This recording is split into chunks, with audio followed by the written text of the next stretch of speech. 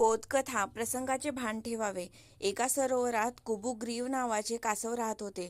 दोन हंस तिथे जलविहारासाठी येत. कासवाशी त्यांची मैत्री झाली. कासवाला ते चांगल्या चांगल्या कथा सांगत. एक वर्षी अवर्षणामुळे सरोवर आटले. हंस कासवाला म्हणाले, लवकरच राहिलेला चिखल सुद्धा आटेल, मग तुझं कसं होईल? सहविचारातून एक युक्ती सुचली. एक लांब काठी दोन बाजूनी हंसाने तोंडात धरावी व मध्यभागी कासवाने पकडावे. हंसाने उडत उडत दुसऱ्या तलावात जावे. त्यांनी कासवाला उडत उडत दुसऱ्या तलावात घेऊन जावे. त्यांनी कासवाला बजावले, मध्ये कोणत्याही कारणासाठी तोंड उघडू नको, नाहीतर उंचावरून पडून प्राण गमावशील. उड्डाण सुरू झाले. मध्येच एका गावातील लोक आश्चर्याने पाहत म्हणाले, हे हंस गोल गोल काय नेत आहेत? कासव रागावले. ते हंसाला म्हणणार होते, या मूर्खांना एवढेही समजत नाही का? त्यासाठी त्याने तोंड उघडले आणि कासव जमिनीवर पडले.